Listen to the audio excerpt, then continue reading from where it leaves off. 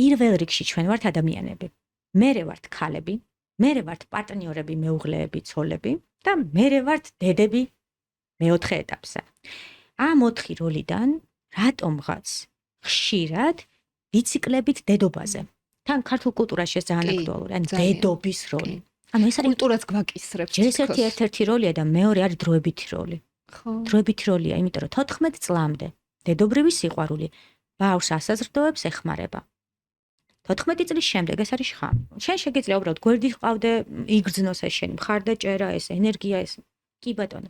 დედობის როლზე არის ჩაციკლა და ამ დროს როგორც ქალი რეალიზებული არ ხარ, ფემინური ენერგია არ არის რეალიზებული, როგორც პარტნიორი რეალიზებული არ ხარ. ანუ გულისხმობ შენ სექსუალობას და ერთადერთი როლი გაქვს დედობის როლი. რომელიც არის დროებითი როლი, იმიტომ რომ ბუნების კანონია, რომ ადრე თუ გვიან მშობლებმა უნდა გაუშვათ ჩვენი შვილები, იმიტომ რომ ისინი გახდნენ მშობლები. ბუნების კანონია. და ამ გაჭედილობაში ვართ, ამ დროს ბავშვი არაცნობიერად ხვდება, რომ დედა არ არის, ანუ ბედნიერი, იმიტომ რომ როგორ შეიძლება ერთ როლში იყვნენ, რომ შვილებისთვის ყველაზე დიდი თვირთი არის შეუმდგარი ცხოვრება მის მშობლების. ანუ არარეალიზებული მშობელი არის ყველაზე დიდი თვირთი და ის იწყებს მის გადარჩენას. ერთი ან მის განსჯა, განკითხვა შეფასებას, მეორე ან მოსამართლეა, ან მხსნელი.